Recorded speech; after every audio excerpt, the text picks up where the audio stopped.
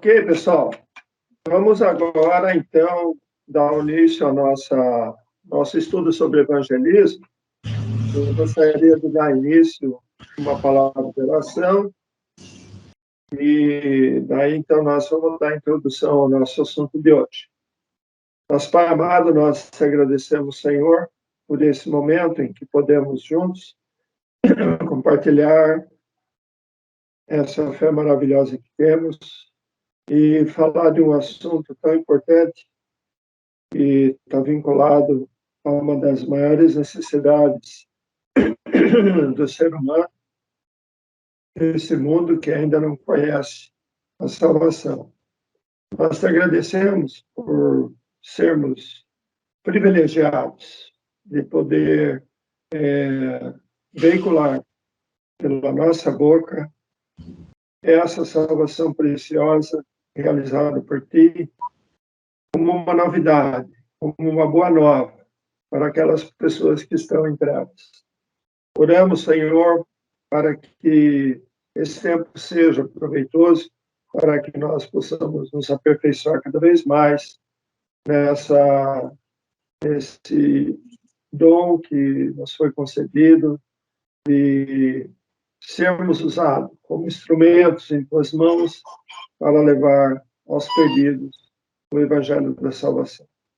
Em nome do teu Filho, Jesus Cristo, que morreu por nós, nós te oramos, agradecidos por tudo. Amém. Ok. A primeira passagem que nós vamos ver hoje está em Romanos, capítulo 1, versículo 16. Romanos 1, 16 diz assim: pois não me envergonho do Evangelho, porque é o poder de Deus para a salvação de todo aquele que crê, primeiro do judeu e também do grego. Visto que a justiça de Deus se revela no Evangelho, de fé em fé, como está escrito, o justo viverá por fé. Essa passagem eu considero ela bem importante, e aqui duas coisas eu gostaria de ressaltar. Em primeiro lugar, é que o apóstolo Paulo, ele não se envergonhava do Evangelho. E é verdade que muitas pessoas hoje, na hora de apresentar o Evangelho, ficam inibidas ou talvez assim tímidas para poder falar desse Evangelho. Então, eu gostaria de fazer uma diferença, mostrar uma diferença a respeito do que Paulo está falando aqui e da timidez. É diferente. A timidez, o fato de você falar em público, o fato de você ter uma certa... meio preso, assim, não tem facilidade para conversar com as pessoas assim, e por causa disso você, assim, fica meio que travado ali, não consegue falar do Evangelho. Então, não é disso que o apóstolo Paulo está falando. Por quê? Porque o apóstolo Paulo, ele era uma pessoa que ele defendia com muita garra o judaísmo, antes dele conhecer o nosso Senhor Jesus Cristo. Mas a partir do momento em que ele passou a crer e anunciar o Evangelho bastante tempo depois, que foi em Atos capítulo 13, quando ele definitivamente sai para o mundo e anuncia o Evangelho no meio das nações gentias, a gente nota que o apóstolo Paulo ele estava absolutamente convicto da necessidade do mundo conhecer esse Evangelho, e especialmente porque ele havia sido comissionado especialmente pelo nosso Senhor Jesus Cristo para anunciar esse Evangelho ao mundo. Muitos diriam, mas os outros apóstolos também não foram enviados com esse Evangelho, e os discípulos dos apóstolos também já não pregavam esse Evangelho. Então, a palavra Evangelho significa boas novas. E definitivamente existem vários evangelhos na Bíblia. E hoje em dia, a confusão do conteúdo desses evangelhos que existem na Bíblia acaba gerando uma certa confusão a respeito da terminologia e dos termos usados na pregação do evangelho. Então, vale a pena aqui lembrar que se você fizer um estudo minucioso das cartas do apóstolo Paulo, você vai perceber que ele tem um evangelho distinto. O evangelho distinto que ele recebeu e que é o evangelho do nosso Senhor Jesus Cristo ressuscitado. Ou seja, ressuscitado e glorificado, assentado no trono à direita de Deus.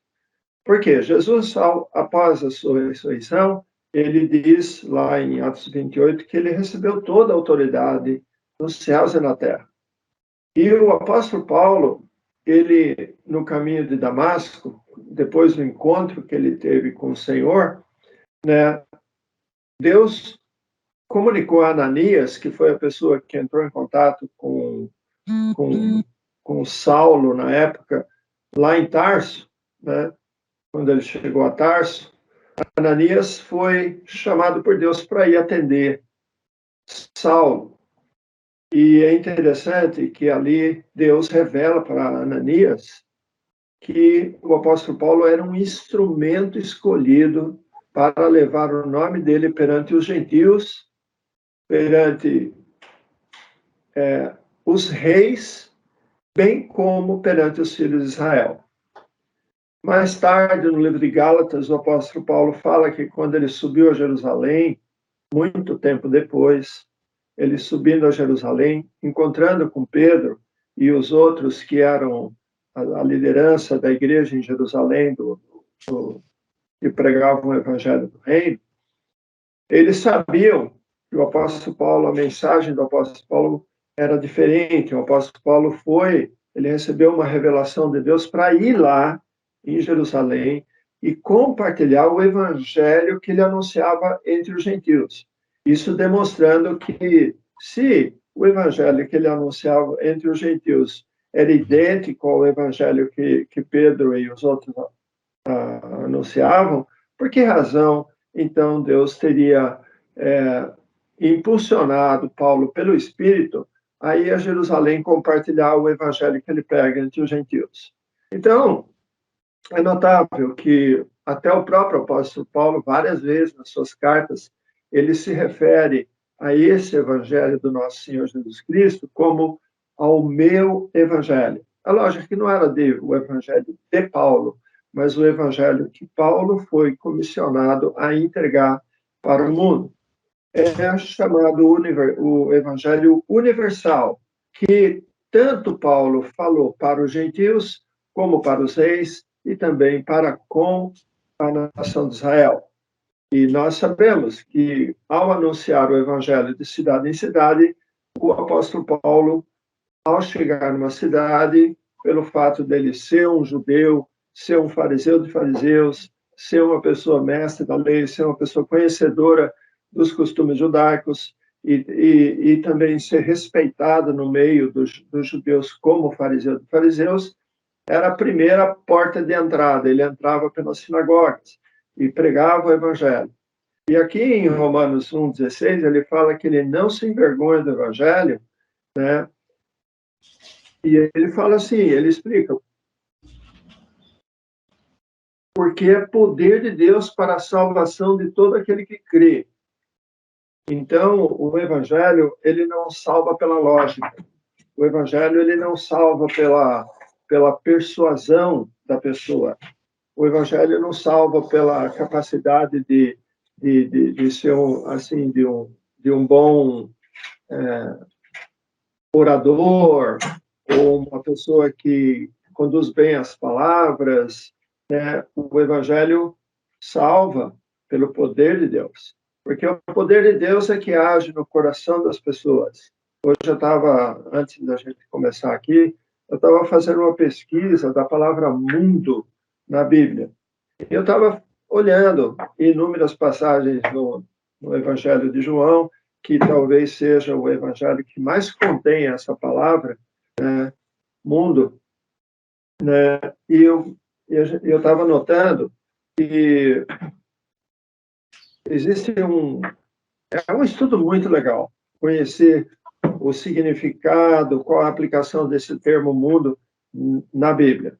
Mas é interessante que o Evangelho é uma necessidade do mundo na sua totalidade. Mesmo que em João a palavra mundo também tem uma outra conotação, é notável que o Evangelho é uma necessidade do mundo. Por essa razão, nós não podemos ter vergonha do Evangelho. Por exemplo, quando alguém te pede uma ajuda, você não fica envergonhado de ajudá-lo, fica. É, especialmente quando se trata de uma questão de vida ou morte. Se a pessoa está ali no maior desespero, precisando da tua ajuda, você vai lá, até arrisca a sua vida para poder livrar aquela pessoa de uma situação complicada. E quando o apóstolo Paulo fala que ele não se envergonha do evangelho, é porque o apóstolo Paulo, ele poderia ser mal interpretado ou até não entendido, justamente porque para o mundo as coisas de Deus são loucura. E onde o apóstolo Paulo vai pregar o evangelho, ele vai ser escandalizado no meio dos judeus e vai ser olhado com espanto pelo mundo. O mundo não vai entender o que ele está falando, não vai entender esse negócio de ressurreição. E às vezes ele seria desprezado ou rechaçado pelo que ele estava falando. Então ele não tinha vergonha do evangelho. Ele passava carão por causa do evangelho, ele passava perseguição por causa do evangelho. Por quê? Porque ele sabia que ele precisava levar essa mensagem. Então, nós vamos até Romanos agora, capítulo. Depois a gente vai voltar aqui para falar o outro ponto. Então, em Romanos, no capítulo 10, o apóstolo Paulo traz essas palavras muito especiais que todos nós deveríamos ter no coração.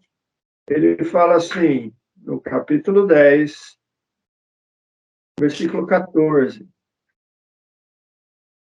Bom, então vamos ler o 13 também, porque o 13 ele dá o contexto aqui. Ele fala: porque todo aquele que invocar o nome do Senhor será salvo.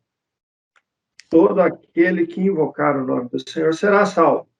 Como, porém, invocarão aquele em quem não creram? E como crerão naquele de quem nada ouviram? E como ouvirão se não há quem pregue? E como pregarão se não forem enviados? Como está escrito, quão formosos são os pés dos que anunciam coisas boas. Ele fala, anunciam coisas boas, né? Isso é uma passagem que ele citou de Isaías 52. Lá ele fala, né, quão formosos são os pés daqueles que anunciam coisas boas, né?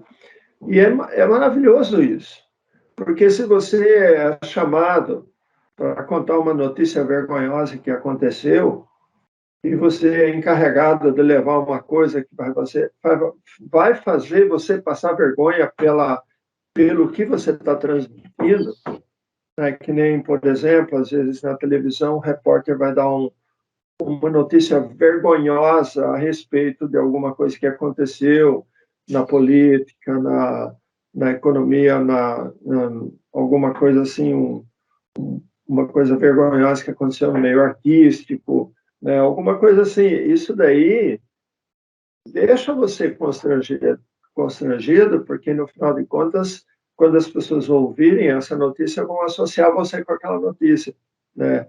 Eles vão se lembrar na memória deles quem foi que deu a má notícia. Ninguém gosta de ir na casa de alguém e comunicar às pessoas a morte de alguém por um acidente que aconteceu. Isso é uma missão terrível. Trazer uma notícia ruim. Mas nós temos agora, cada vez mais, a convicção de que o Evangelho é uma excelente notícia, uma boa notícia, ela traz salvação, ela traz libertação, ela traz o alívio, ela traz paz entre o homem e Deus. O apóstolo Paulo, depois de evangelizar por tabela, né, porque não foi ele que falou do evangelho para os romanos, na verdade, foram os seus cooperadores que foram lá com esse evangelho. Então, ao se dirigir aos romanos, no capítulo 5, ele fala: temos paz com Deus. E no capítulo 5, quando ele fala temos paz com Deus, aí ele dá um motivo. Ele fala: justificados, pois, mediante a fé, temos paz com Deus. Então, nós temos paz com Deus porque nós somos justificados mediante a fé. Muito bem. Voltando lá a Romanos, no capítulo 1, lá no versículo 16, ele fala: não me envergonho do evangelho, porque é o poder de Deus para a salvação de todo aquele que crê.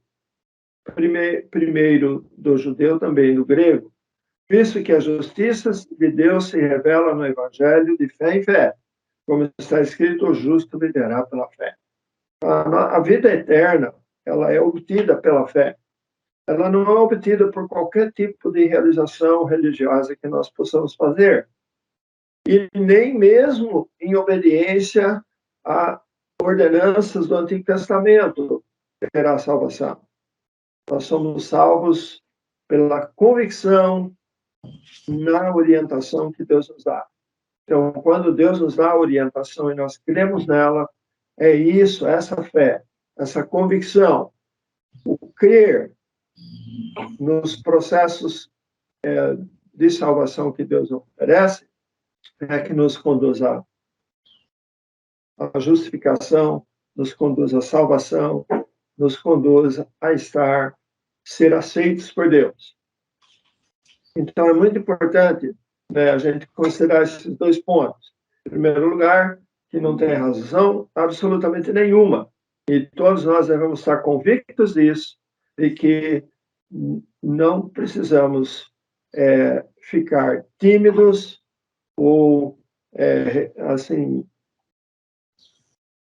travados, assim, porque a notícia que a gente vai passar é de extrema importância e ela é uma notícia que vai trazer paz, ela vai trazer na reconciliação. Não somos nós que vamos reconciliar as pessoas, é o poder de Deus que faz isso, mas quando a pessoa crê, então a gente vai perceber que alegria que nós sentimos, que gozo em nosso coração, quando nós percebemos que, por teu intermédio, alguém veio a conhecer a Cristo, veio a conhecer a redenção que há no sangue de Cristo, veio conhecer toda a obra de resgate e redenção de Deus que nos atingiu também. Então, hoje a paz que nós temos em nosso coração, hoje a tranquilidade, a paz, a esperança e a ausência daquele pavor da morte e tudo mais, vem justamente porque nós somos agraciados pelo Evangelho que alguém teve coragem de nos falar. Ou seja, ele não teve vergonha. Ele, na verdade, a notícia que ele estava trazendo é tão boa que não, de forma nenhuma, tem razão para se envergonhar. E, se caso você foi, caçoaram de você ou fizeram motivo de chacota o fato de você falar do Evangelho, né? Isso vai acontecer.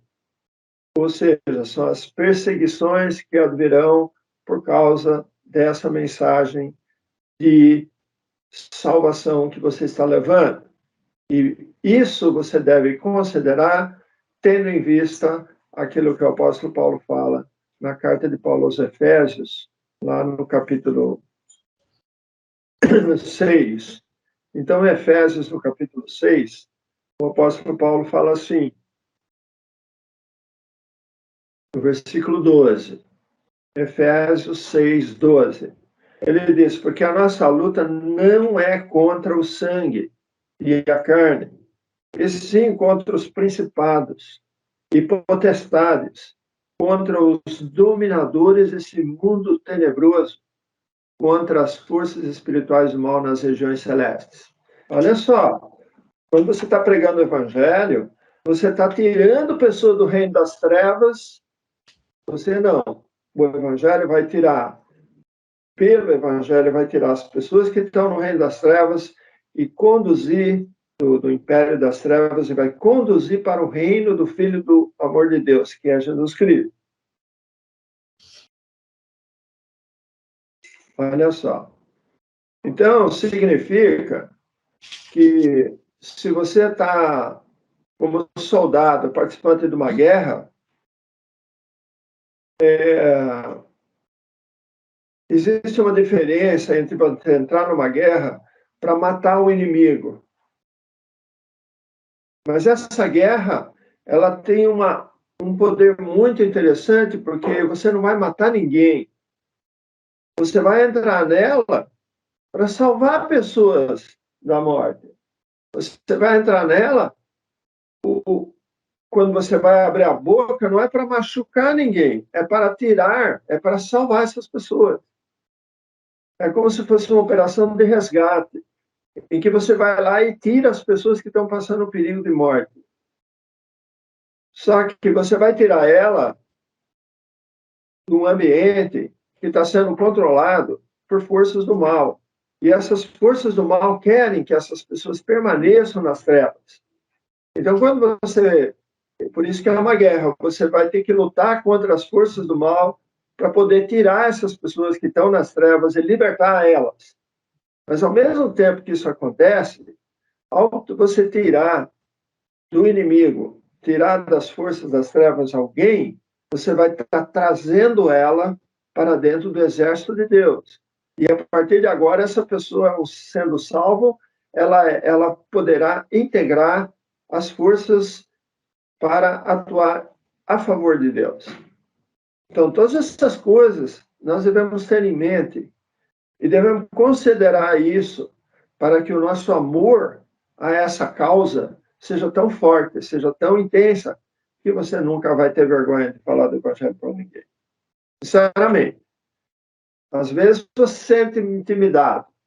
Às vezes, dependendo do ambiente que você está, pessoas que escandalizam Deus, pessoas que falam mal de religião, pessoas que falam mal de igreja, você fica meio constrangido em falar do Evangelho.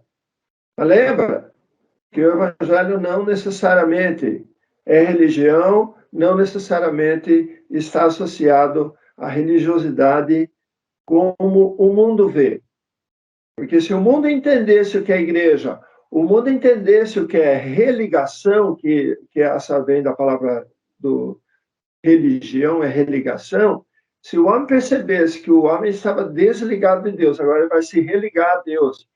Se o homem entendesse que ele vai sair das trevas, vai para a luz, se ele entendesse que só tem coisa boa no Evangelho, ele na sua sã consciência, ele não se oporia com relação às suas palavras.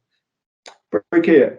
Porque a salvação não é religião no sentido de religiosidade, no sentido de tradição religiosa, não é isso. E igreja também não é necessariamente um prédio onde se reúne um bando de fanáticos lá dentro. Pelo contrário. O mundo que está lá fora, que não enxerga Deus, é assim como eles veem. Eles veem a igreja como um grupo de pessoas fanáticas que são considerados seres inferiores, porque eles possuem uma crença mística que, segundo muitas pessoas do mundo, isso não é real. E é justamente o contrário. O mundo é que está iludido com coisas que não são reais, porque eles estão debaixo do império das trevas, cujo líder é Satanás, que é o pai da mentira, e que conduz essas pessoas em mentira a vida toda. Estão percebendo a intensidade do valor desse evangelho? Então, uma vez vendo isso, nós vamos, então, dar mais uma olhada numa passagem muito importante do apóstolo Paulo, que está na primeira carta de Paulo aos Coríntios, no capítulo 9. Nós já falamos sobre isso, mas vamos refrisar a importância das palavras do apóstolo Paulo aqui. Ele fala no versículo, isso eu vou resumir, porque nós já tratamos disso uma vez, mas eu torno a refrisar isso. Versículo 23. Tudo faço por causa do Evangelho, com o fim de me tornar cooperador com ele. Bernardo, licença, o senhor pode repetir a referência para mim, por favor? Eu não peguei aqui. 1 Coríntios 9, 23. 23, beleza, obrigado. O apóstolo Paulo tem uma paixão tão grande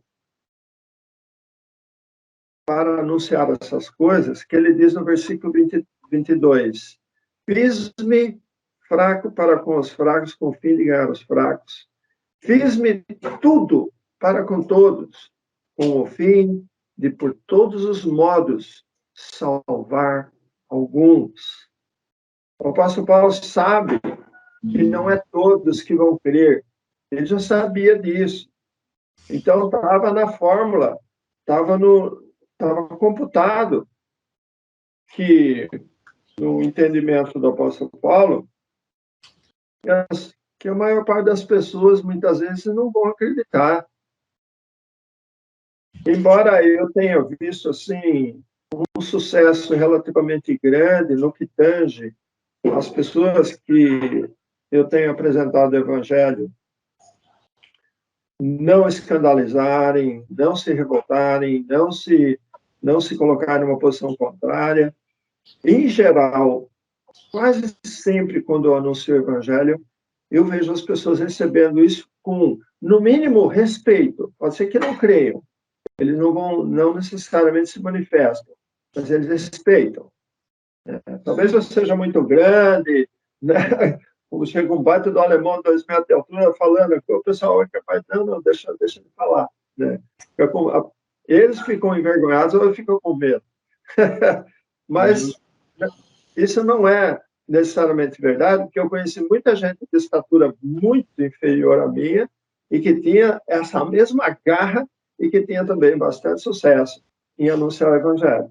Então, vamos voltar agora para ver isso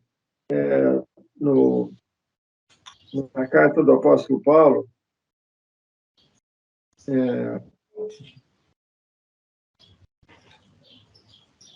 no capítulo 5. Qual quarta? Romanos 5. Desculpa. Carta do apóstolo Paulo. Só das 13. Romanos 5, versículo 17. Ele diz assim, Romanos 5, 17.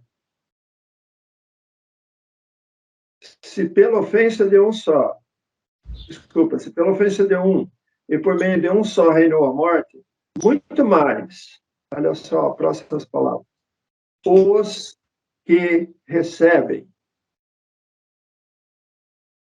Então, muito mais os que recebem a abundância da graça e o dom da justiça, reinarão em vida, por meio de um só, a saber, Jesus Cristo.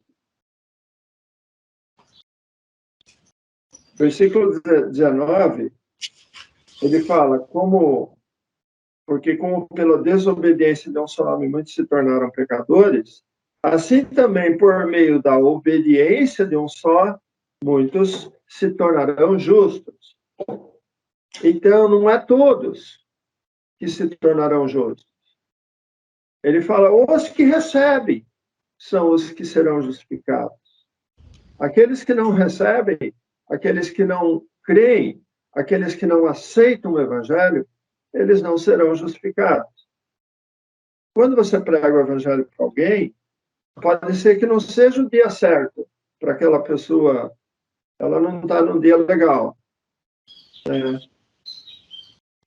Mas, muitas vezes, ela não estando num dia legal, isso não significa que mais tarde uma outra pessoa venha e anuncie o Evangelho e ela venha crer.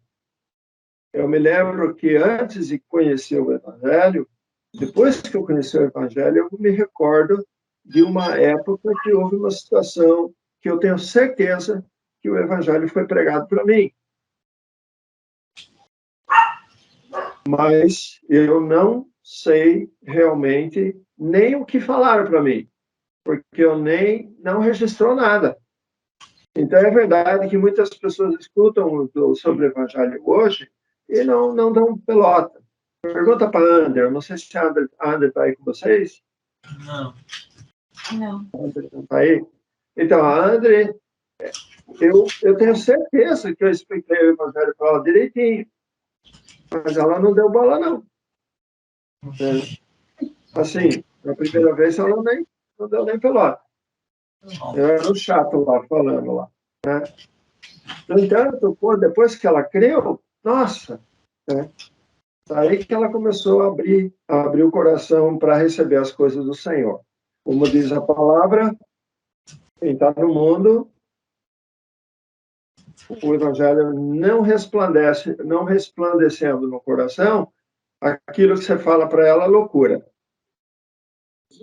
Então, muito bem. Bom, agora, nós chegamos a um ponto em que, diante de toda essa base que nós falamos a respeito de que nós precisamos anunciar o Evangelho,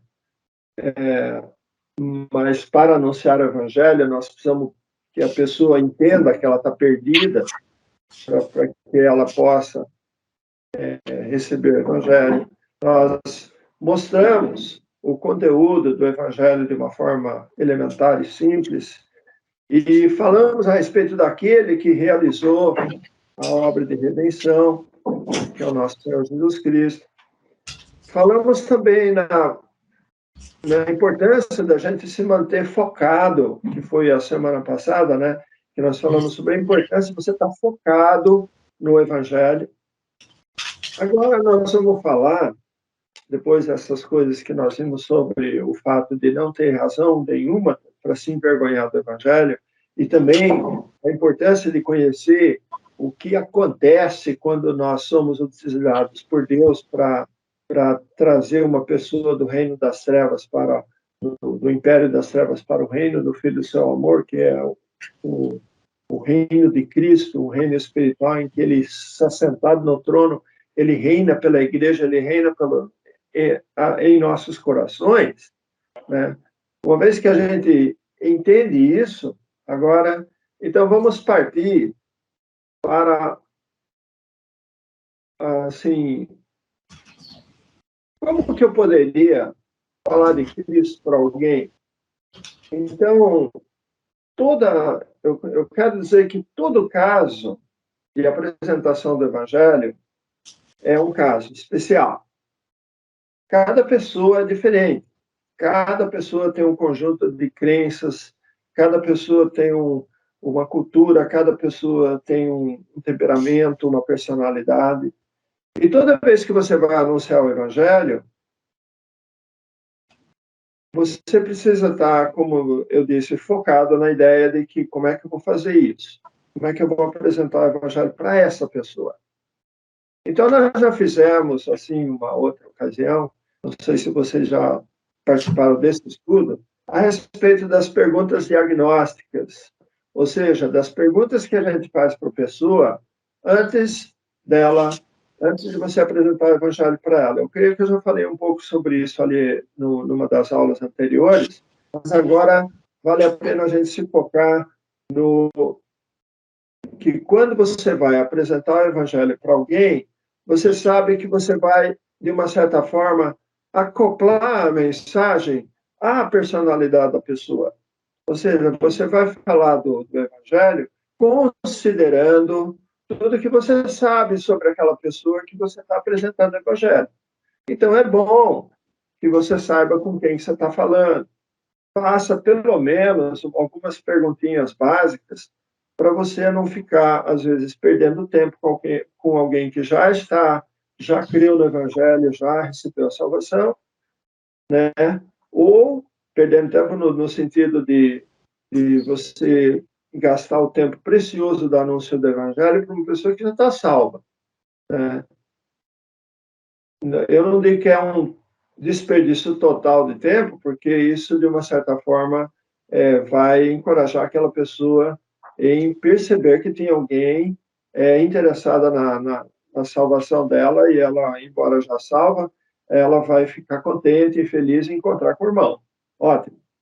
Mas eu digo, se você já sabe que alguém já conhece, entende a salvação, então, naturalmente, você vai adiante e vai falar de coisas em prol da edificação dela. E é isso que geralmente acontece quando eu encontro alguém que já professa essa fé.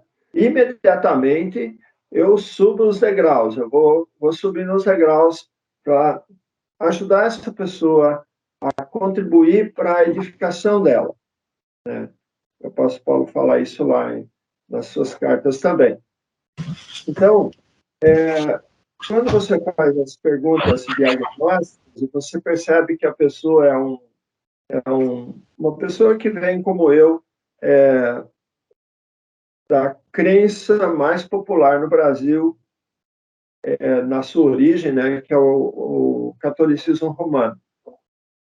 Ontem eu estava conversando com o Maicon, que é o meu fisioterapeuta lá da ITC, e conversando com ele, eu percebi que ele não entendeu o Evangelho. Eu anunciei para ele, expliquei para ele. Eu percebi que, pela minha conversa, ele não tinha entendido. E tem algumas coisas que estavam bloqueando ele. Então, esses bloqueios que acontecem com as pessoas, a gente tem que prestar atenção. Porque muitas vezes a pessoa está bloqueada por certas crenças pessoais e faz com que ele não entenda o Evangelho, ele não consegue. Então, por isso que é bom a gente saber o que a pessoa acredita, para a gente poder falar aquilo que é importante, para poder o evangelho se encaixar de uma maneira suave. No nosso caso, na terça-feira, conversando com o Marco, eu falei para ele, Marco,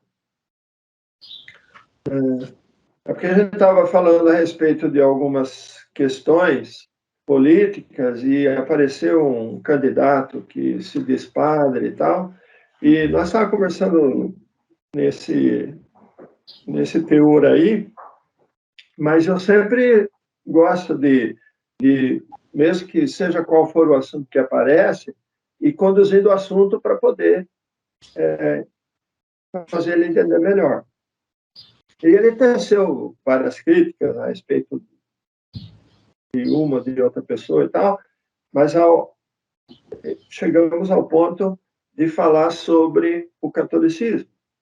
E daí eu passei algumas informações para ele sobre a Igreja Católica, e ele é um cara que estudou em colégio de padre, ele é um cara que teve a sua formação de estudo inicial dentro de um sistema onde a Igreja Católica tinha uma boa participação ali. Assim, o colégio de padre, ou coisa assim. E eu não sei até que ponto ele estudou lá, mas ele falou várias coisas que deu a entender, deu para perceber que tinha muita informação que ele não sabia. E então, como esse político aí que está se candidatando desse se chama de sacerdote, né?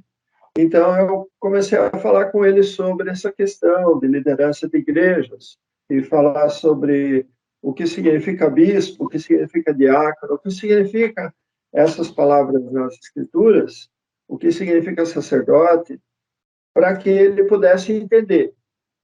E quando eu falei essas coisas, comecei a revelar algumas coisas sobre isso, eu percebi que eu ganhei a atenção dele. Ele ficou assim muito, muito ligado.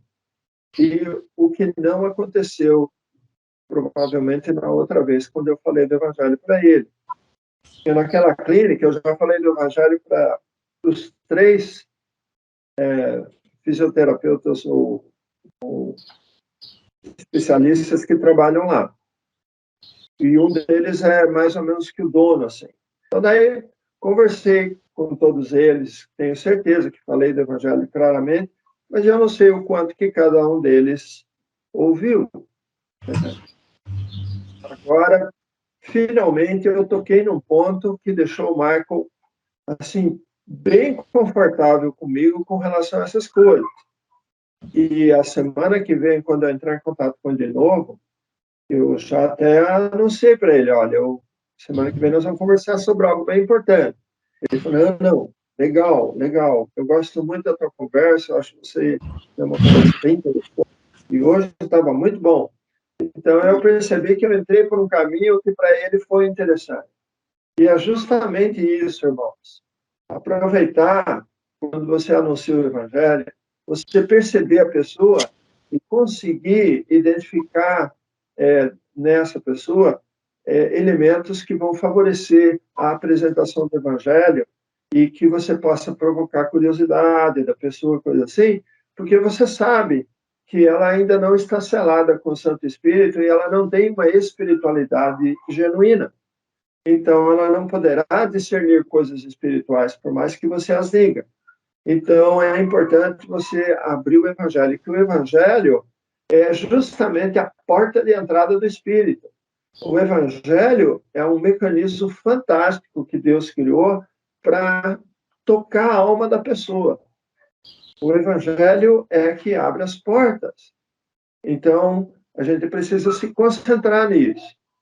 Então, por isso que tem um sistema de evangelismo que eu chamo de ingredientes sem receita, que é aquele sistema de evangelizar que eu gosto de falar para a pessoa, utilizando-se dos pontos que são oriundos das Escrituras para servir como um meio de entrada. Então, eu pego lá, por exemplo, o credo, que é uma profissão de fé que é recitada todas as vezes que uma missa é rezada, essa profissão de fé é recitada, e muitos até tomam aquilo ali como se fosse uma oração.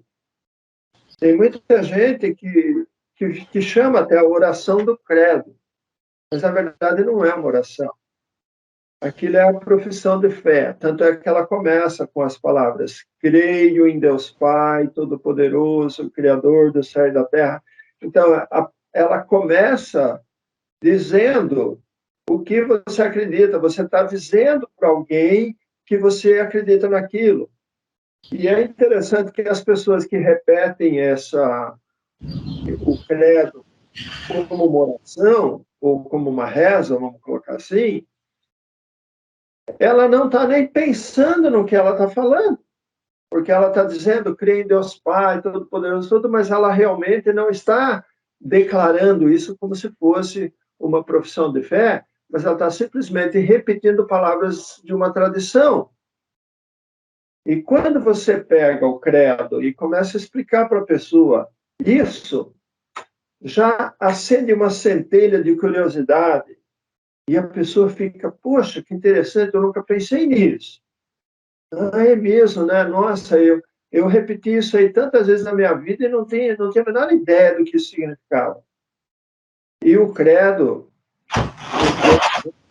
ele acaba apresentando, de uma certa forma, muitos conteúdos do Evangelho. A crença na ressurreição, a crença na morte e sepultamento e ressurreição de Jesus Cristo, está ali. A afirmação de que Cristo morreu pelos nossos pecados, está ali, entende? E que ele foi ressuscitado e assentou-se à destra de Deus, e onde virá para julgar os vivos e mortos e tal. Então, ele fala a respeito de um julgamento, ele fala a respeito de coisas que são ingredientes da nossa fé. Então, é importante você utilizar-se dessas coisas. Às vezes, a pessoa está com um crucifixo pendurado no pescoço, ou tem uma cruz tatuada no braço, ou algum objeto religioso que você pode, por intermédio daquilo, dar entrada numa conversa significativa. Então, o método de ingredientes sem receita é um método em que você procura saber o que a pessoa crê e, dentro daquilo que ele crê, procurar algum vestígio de alguma coisa que você possa associar com o ingrediente do Evangelho. E partir dali, né? É como se você procurar o fio da meada. Às vezes você está procurando o fio da meada no novelo de lã, e é tudo a lã, tudo a mesma cor ali, você olhando, e você não... É difícil achar. Até que finalmente você acha o fio da meada. Opa, pronto, agora está legal. Fio... Agora você pode prosseguir. E aqui, então, é o ponto. À medida que você conseguiu entrar no assunto, nós já salientamos a semana passada que a gente tem que manter em foco para não perder o fio da meada, ou seja, para não cair fora do assunto, seja por uma dúvida que ele tem, seja por uma interrupção que houve, mas que você possa voltar ao ponto e recomeçar a sua apresentação. Às vezes é bom você fazer uma apresentação relativamente curta, enquanto a pessoa mantém a atenção em você, e você fechar o assunto. E depois, então, você pode retomar esse mesmo assunto e reexplicar algumas coisas com mais detalhes. Falar a respeito, por exemplo, de que Jesus escolheu morrer por nós, ele não foi morto, ele não foi assassinado na cruz. E, embora isso seja verdade também, ele ofereceu a própria vida, foi ele que se entregou. Lembra que quando Jesus estava no jardim, era noite, estava escuro. Eles trouxeram luzes, e foi Jesus que foi lá atender a turma. Ele não mandou ninguém, vai ver quem que está lá. Não, ele mesmo foi lá, e quando perguntaram, ele se identificou, falou, não, eu sou Jesus. E ele se identificou, e ainda falou para deixar os discípulos de lado, porque o negócio era com ele. Então, ele se voluntariou, ele se entregou para ser julgado, e quando ele foi julgado, ele não se defendeu, ele não tentou livrar a pele dele, ele não tentou, como o apóstolo Paulo várias vezes foi julgado, ele apresentou a sua defesa. Jesus não se defendeu. Como a Bíblia diz, como ovelha muda foi levado ao matadouro. Ou seja, ele ficou mudo, ele não defendeu-se para não ser morto. Pelo contrário, ele falou algumas verdades durante o julgamento dele e tudo, mas ele não estava querendo livrar a própria pele, ele sabia que essa era a direção que ele deveria ir. Então, isso são coisas, detalhes, que você pode explicar depois, né? Mas cobrir o essencial. Né? Qual é o evangelho essencial? Vamos abrir na carta de Paulo aos Coríntios, capítulo 15, porque ali o apóstolo Paulo lembra aos coríntios o evangelho do jeito como ele anunciou. Então, no capítulo 15 de 1 Coríntios, o apóstolo Paulo, no versículo 1, 2 e 3, ele fala, 1 Coríntios, capítulo 15, versículo 1, irmãos, venho lembrar-vos o evangelho que vos anunciei, o qual recebestes, e no qual ainda perseverais. Por ele também sois salvos, se retiverdes a palavra tal como vou-la preguei, a menos que tenhais crido em vão. Ou seja, aqui o apóstolo Paulo vai defender, no caso, a ressurreição. E como ele vai defender a ressurreição, então, se a ressurreição não aconteceu, então o evangelho seria vão. E daí, por isso que ele fala, menos que tenha escrito em vão, ou seja, se não há ressurreição, vocês acreditaram em vão. Mas ele fala assim, antes de tudo, no versículo 3, antes de tudo vos entreguei o que também recebi. E aqui vem a essência do evangelho, que ele diz que Cristo morreu pelos nossos pecados, segundo as Escrituras, e foi sepultado, e ressuscitou ao terceiro dia, segundo as Escrituras. Esse, basicamente, é a suma do Evangelho. Alguém levantou a mão ali ou... Uma pergunta? Eu. Bernardo, essa pergunta não tem nada a ver com o tema que a gente está estudando agora, então se o senhor quiser me responder depois, tranquilo, sem problema nenhum, só preciso anunciar isso aqui para mim não me esquecer, se o senhor me ajudar a lembrar depois também. Aqui no versículo número 2, ele vai falar, pelo qual também sois salvos, se o retiverdes, tal como o voo tem anunciado. Essa passagem, a primeira leitura que eu fiz dela, me veio o pensamento de que se retiverdes, sois salvos. E se eu puder explicar isso um pouco melhor, como isso não se aplica à questão de perder a salvação, e enfim, beleza, mas só para deixar clara ali minha questão, se eu quiser responder depois. É interessante que o apóstolo Paulo, no tempo dele, ele conviveu com vários problemas de adulteração do evangelho. E você vai encontrar, por exemplo, tanto aqui na carta de Paulo aos Coríntios, você vai encontrar isso, mas você vai encontrar também, de uma forma bem berrante, na carta de Paulo aos Gálatas. E ele fala assim, em Gálatas, no capítulo 1, no versículo 6, ele fala: admira-me que estejais passando tão depressa daquele que vos chamou na graça de Cristo para outro evangelho, o qual não é outro, senão que há alguns que vos perturbam e querem perverter o evangelho de Cristo. Então, aqui ele está mostrando que o evangelho, ele foi, nos tempos em que o apóstolo Paulo pregava, ele sofreu perversão. O evangelho foi pervertido, inclusive até pelos próprios judeus, com as suas chamadas doutrinas judaizantes, onde o livro de Gálatas é um livro que repreende muito as igrejas da Galácia pela introdução dessas variações que corromperam o evangelho. Então, o apóstolo Paulo fala, eles pervertem o evangelho. Então, quando ele fala aos Coríntios, a igreja de Corinto também sofreu, de uma certa forma, tentativas dos judeus para perverterem o evangelho. Né?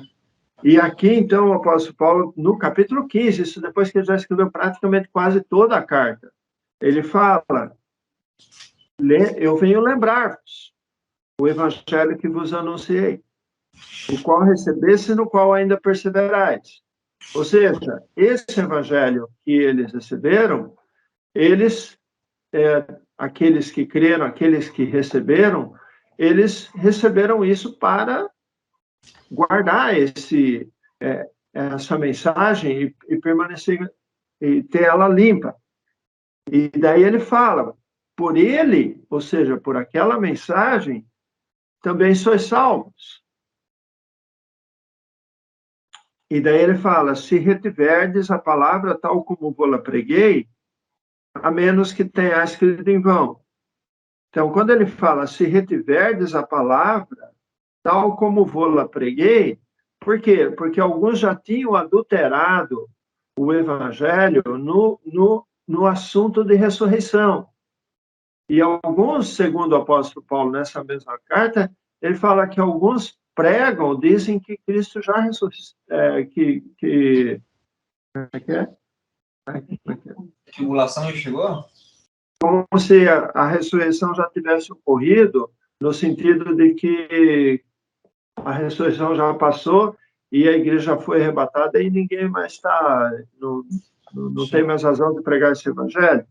Né? Então, e quando ele fala que também tem aqueles que não acreditam em ressurreição, e isso a gente sabe porque nas seitas judaicas, como o farisaísmo os saduceus, os fariseus, os saduceus, por exemplo, não acreditavam em ressurreição. Sim. E os fariseus, sim.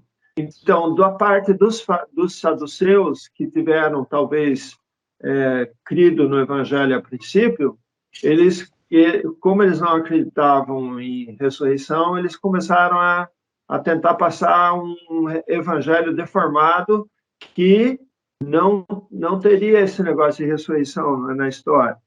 Ou seja, Cristo morreu para pagar pelos pecados e deu, não fala nada sobre ressurreição. E aqui o apóstolo Paulo está falando, se retiverdes a palavra tal como vou-la preguei. Quando ele fala se retiverdes a palavra, não é no sentido futuro, porque o apóstolo Paulo está falando na questão presente. Se eles receberam esse evangelho da forma como Paulo pregou, né, então, eles foram salvos por essa mensagem. Né? Então, ele não está falando no sentido de vocês uma condicional para o futuro. Ele está falando uma condicional do passado. Olha só, a mesma coisa está em Efésios capítulo 1. Efésios capítulo 1, versículo 13. Ele fala, Efésios 1, 13. Diz, em quem também vós, depois que ouvistes a palavra da verdade, o evangelho da vossa salvação, tendo nele também crido, fostes selados com o Santo Espírito da promessa. Então, aqui fica bem mais claro que ele está falando de uma condição anterior para uma condição posterior. A condição anterior é deles não terem ouvido a palavra da verdade. A condição anterior é deles não terem ouvido o evangelho da salvação. E nessa condição anterior, então, está a condicionalidade. Se eles não ouviram, então eles não podem estar selados. Porque só pode estar selado aquele que ouviu a palavra da verdade, recebeu o evangelho da salvação e tendo nele também crido. Então, nessa condição que você creu, então daí ele foi selado com o Espírito Santo a promessa. E dá a entender que a pessoa que creu lá no passado, ele foi selado lá no passado.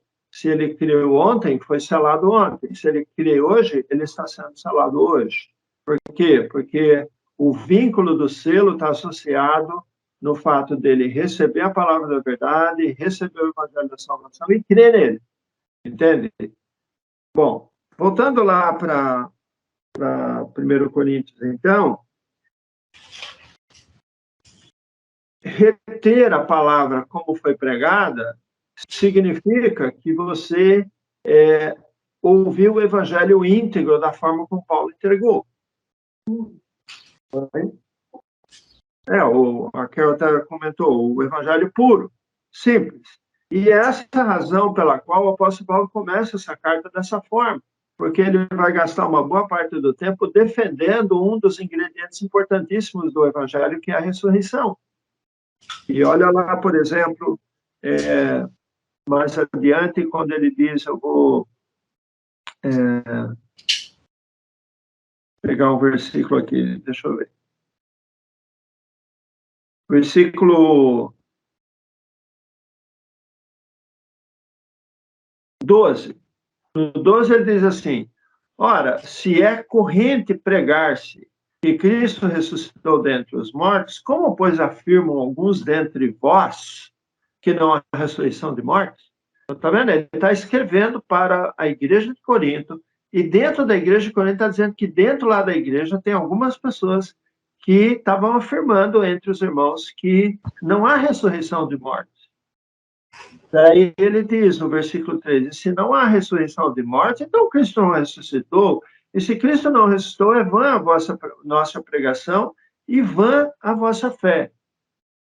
E somos tidos por faltas testemunhas de Deus, porque temos asseverado contra Deus que ele ressuscitou a Cristo, o qual ele não ressuscitou, se é certo que os mortos não ressuscitam. Porque se os mortos não ressuscitam, também Cristo não ressuscitou. E se Cristo não ressuscitou, é vã a nossa fé, a vossa fé, e ainda permaneceis nos vossos pecados. E ainda mais, os que dormiram em Cristo pereceram. Está vendo a gravidade da situação? Então, ele começa essa carta falando dessa forma, embora o nosso tópico está no versículo 3. ele fala, antes de tudo vos entreguei o quê? O que também recebi, que Cristo morreu pelos nossos pecados, segundo as Escrituras, se foi sepultado e ressuscitou ao terceiro dia, segundo as Escrituras. Então, essa é a síntese do Evangelho. O Evangelho, da forma mais pura e simples, né? Vamos supor que você esteja no hospital, do lado de alguém que está praticamente morrendo, e você precisa falar do Evangelho para ele, e você só tem meio minuto para falar do Evangelho para ele. Então, você fala para ele, né? Cristo morreu pelos seus pecados, segundo as Escrituras que Deus, né? Que foi sepultado e ressuscitou ao terceiro dia. Ou seja, Cristo morreu pelos seus pecados, foi sepultado e ressuscitou no terceiro dia, segundo as Escrituras de Deus. Você crê nisso? A pessoa fala assim, eu creio. Pronto, pode morrer. Pode morrer que você está salvo. Tipo assim. Então, essa é a forma mais rápida, mais simples, mais essencial do Evangelho, é isso.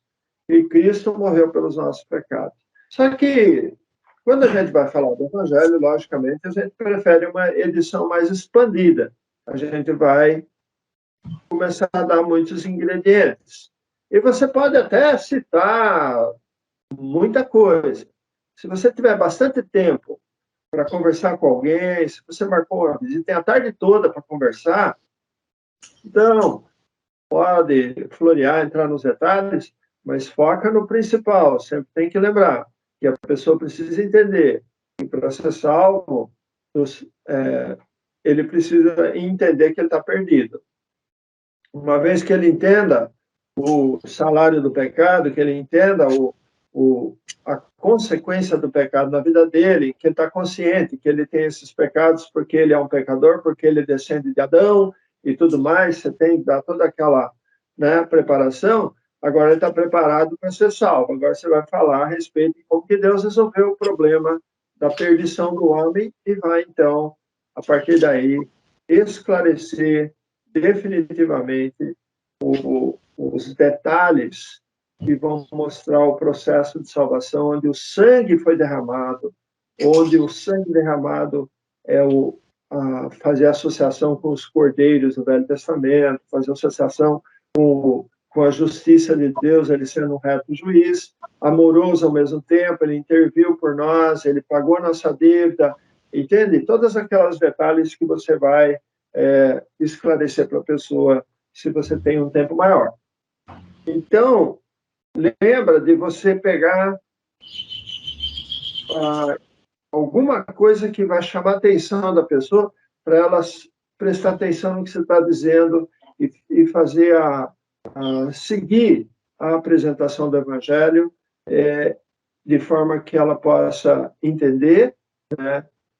Ouvir, escutar e daí finalmente está sendo aberto o canal para que o Espírito Santo toque o coração dela para que ela venha crer. E nós não entendemos como que isso funciona da forma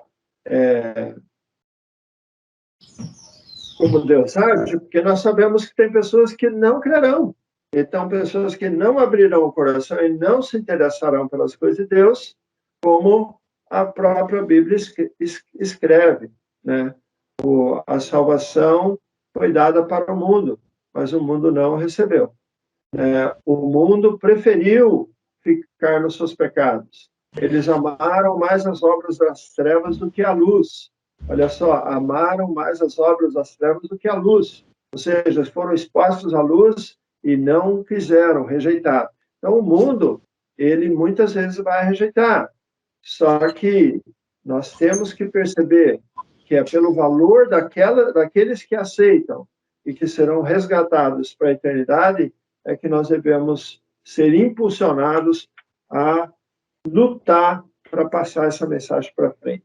Uma vez que a pessoa entendeu, foi exposta à luz, e você esclareceu tudo para ela, e ela não tem dúvidas, ela entende, né? Então agora é com ela crer ou não.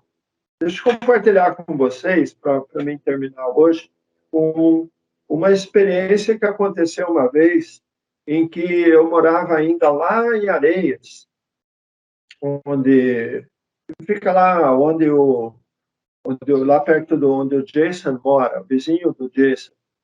E naquele bairro lá, como também vários bairros aqui de Tijucas, nós fizemos evangelismo casa por casa. E eu me lembro que eu passei naquela rua lá, casa por casa, falando de Cristo para todas as pessoas, todas as famílias. E abriram as portas, nem todo mundo necessariamente ficou interessado. Mas eu me lembro de uma família que eu falei do Evangelho, e que tinha uma moça e tinha um rapaz dessa família que decidiram ouvir.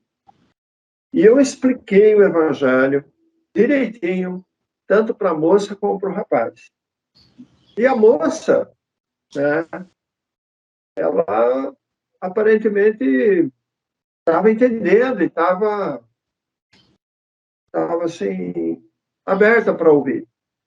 E eu perguntei, né, depois que eu expliquei o Evangelho, eu perguntei para o rapaz se ele entendeu. Ele falou, sim, entendi.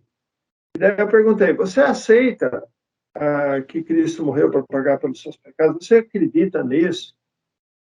E aí ele virou para mim, não. Daí eu achei que ele não tivesse entendido minha pergunta, daí eu voltei a refrisar a pergunta e falei, não, talvez você me entendeu mal, eu só estou perguntando. Você entendeu que Cristo morreu no teu lugar, você entendeu que ele derramou sangue lá na cruz. Você acredita nisso? Você aceita esse plano de redenção de Deus para você? Você aceita que ele morreu no teu lugar, que ele assumiu a sua dívida de pecado e tudo? Ele falou, não. Tá. Mas ele falava assim com uma cara de que ele não estava sendo rebelde, não estava... Ele simplesmente, não acredito. Daí eu peguei, né, tomei a linhadura, né, fui para o outro lado, falei, nossa, cara, como assim você não acredita? Ou você não quer aceitar esse plano de Deus para você? Poxa vida, você sabe o que vai acontecer se você permanecer nos seus pecados? Você vai morrer eternamente. Quando você morrer, você vai estar condenado para ficar a eternidade longe de Deus. Daí ele falou, eu entendi sim. Daí eu falei, você não acredita? Ele falou, não. Daí eu falei, tá bom. Essa é uma escolha que eu não posso empurrar a goela abaixo, né? Você faz a sua escolha. E a própria irmã dele saiu ali olhando para mim assim com uma cara meio indecisa, assim, ficou meio assim.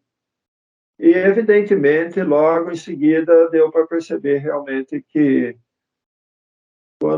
quando chegou em casa, ele deve ter falado o bicho lá para a irmã dele, ou sei lá o que aconteceu. Eu sei que ela não se interessou, não quis saber mais. Ela, a princípio, estava interessada, ela não quis mais saber. E ele caminhou, continuou no caminho das trevas e vivia passando pela rua bêbado. Depois, né, foi, não sei que fim que deu, nem sei se está vivo hoje em dia. Mas é tão triste, né? Você encontrar pessoas que não creem e que batem o pé e que não querem saber. Aí não entender como que o poder do evangelho, que é o poder da salvação para todo aquele que crê, ele deixou claro, é o poder de Deus para todo aquele que crê. Então, é necessário que a pessoa creia. E se ela não crê, nós não podemos fazer nada. Às vezes a gente fica pensando, puxa vida, é meu irmão, é minha mãe, é meu pai, ou é meu parente. Como não vai aceitar? Eu não me conformo com a ideia de que um parente meu vai oferecer a eternidade, né? Mas a gente tem que lembrar que todos os seres humanos são parentes entre si, são todos filhos de Adão e são todos interligados no ser humano que nós somos. Uns crerão, outros não. E fazer o quê?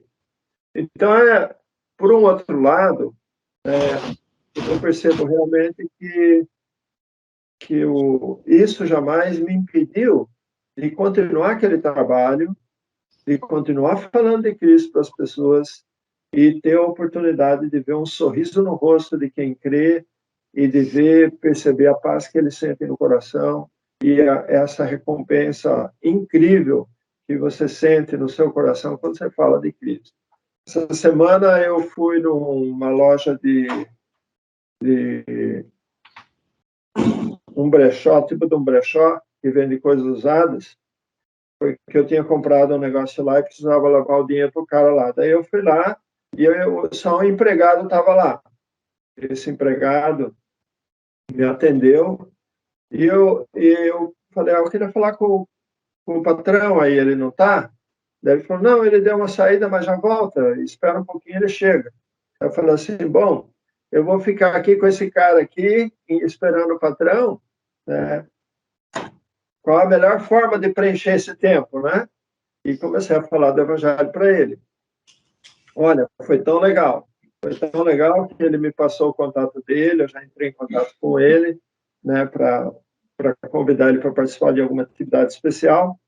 Um jovem de 16 anos, que pela primeira vez na vida ele entendeu a salvação. Ele já participava de uma igreja há muito tempo, desde moleque, mas ele nunca tinha entendido. Nossa, foi tão legal ver o sorriso dele no rosto, de ele ter entendido, finalmente, né, coisas que ele já tinha ouvido. E foi exatamente o ponto, utilizando-se dos ingredientes da fé dele para poder mostrar para ele a clareza do Evangelho. Então, esse é um dos métodos de evangelizar que realmente tem mostrado muita eficiência, justamente porque antes de você falar qualquer coisa para a pessoa, você pergunta para ela, assim, de perguntas que fazem com que as coisas que ela acredita apareçam.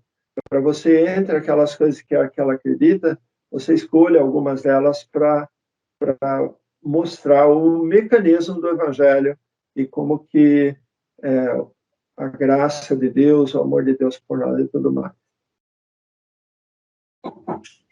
Então, existem outras formas da gente apresentar o Evangelho que eu uso bastante também, e só que eu vou deixar isso para a próxima semana, quando nós pudermos fazer assim mostrar assim outras formas quando a gente encontra pessoas que são casos mais difíceis de tratar. No caso de pessoas que são ateus, né, os ateus da vida, que motivados pelo evolucionismo, por outras ideologias e filosofias que existem nesse mundo aí, eles não acreditam em Deus. Daí, para tratar dessas pessoas, daí então a gente tem uma abordagem diferente. E também para aquelas pessoas que estão envolvidas em seitas, que são melindrosas e cheias de problemas, essas aí, o método de evangelismo, aí já é diferente. Né? Por quê? Porque é importante que quando a pessoa levanta dúvidas, levanta objeções, né? Essas objeções têm que ser tratadas com muito mais profundidade e que vai exigir de nós também mais estudo, mais conhecimento e mais profundidade para poder tratar de casos assim. Tem alguma dúvida que vocês gostariam de perguntar? Não, senhor. Não. Bom, eu olhei o relógio aqui, tá, passou...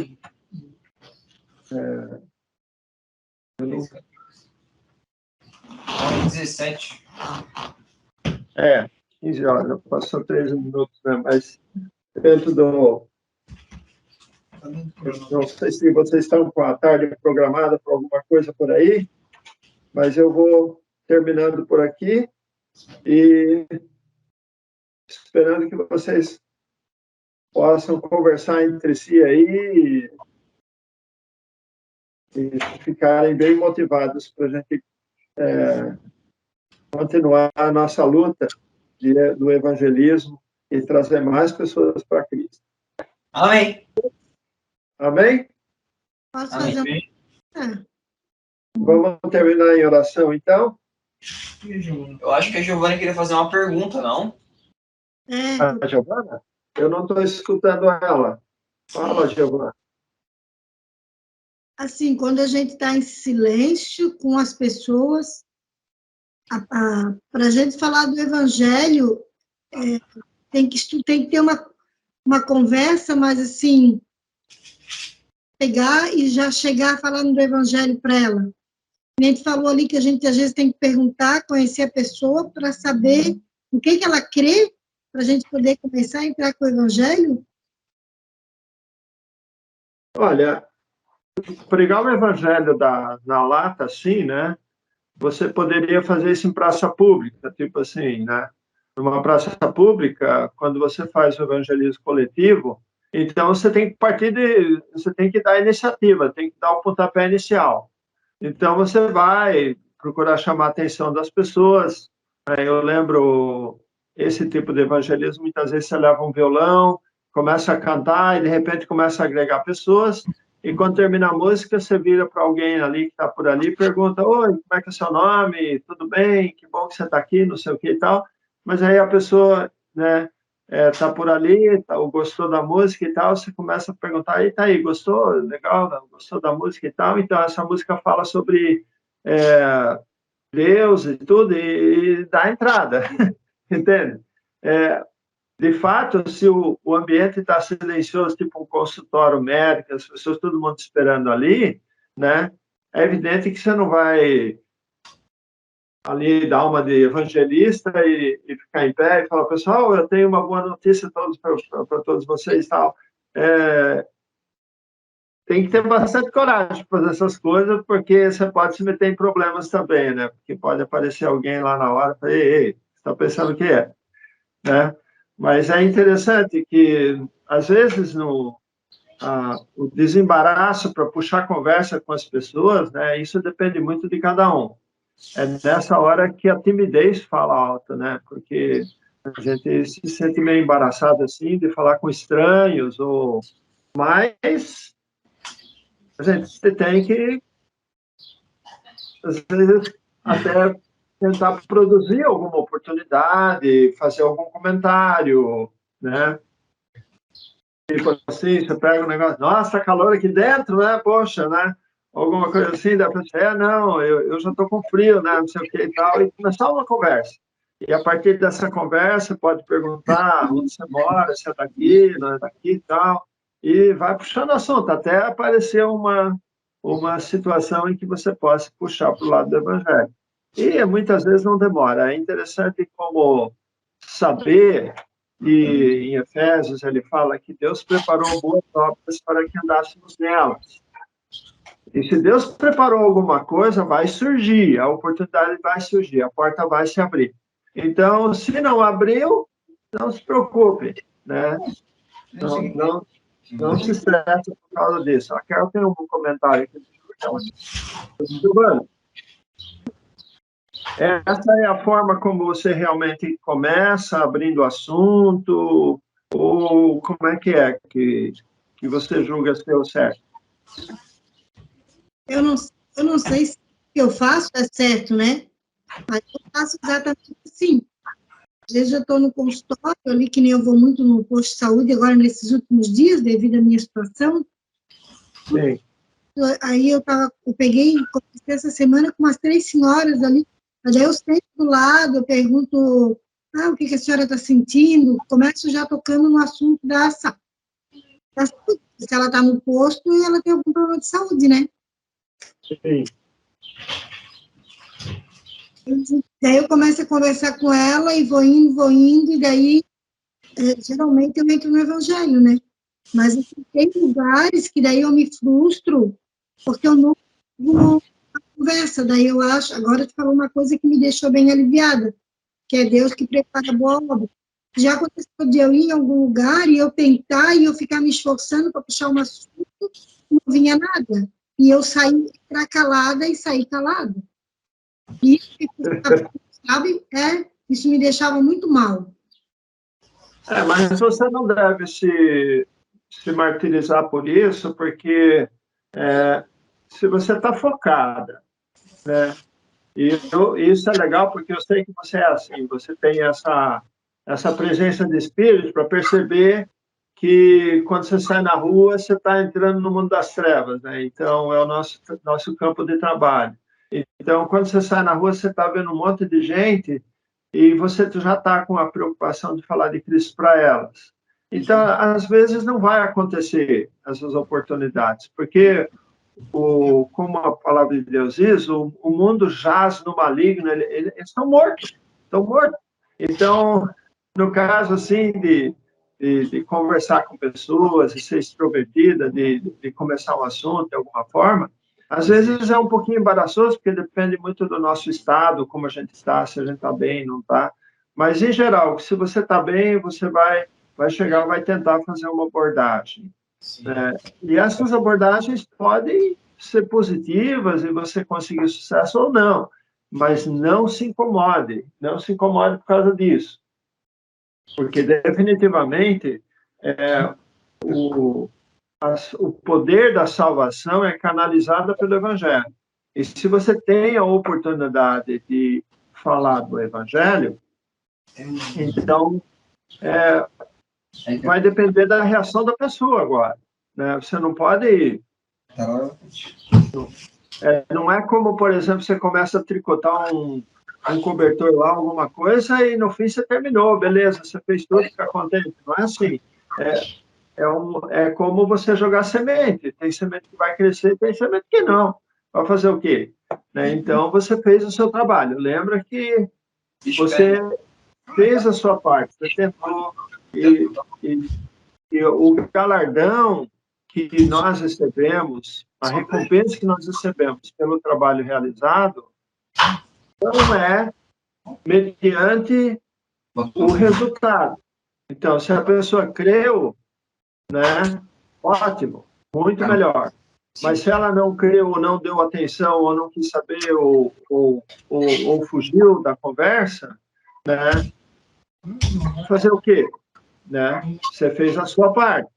E Deus há de te recompensar porque Ele conhece teu coração e sabe a sua disponibilidade de oferecer a salvação para as pessoas. Beleza? Beleza. Oi. Vamos terminar em oração, então? Sim, senhor. Vamos lá.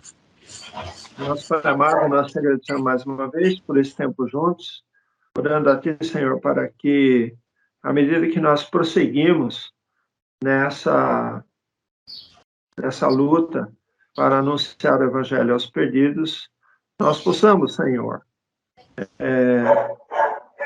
alcançar muitas pessoas, porque pelo amor que Tu tens ao ser humano, e o amor que Tu irradiasse na nossa vida faz com que nós também a temos. E de forma que o nosso desejo, juntos, é que os homens sejam salvos. E orando a Ti, Senhor, para que a gente possa desenvolver cada vez mais essa capacidade, esses dons, para que possamos ser sempre úteis para Ti na propagação do Evangelho.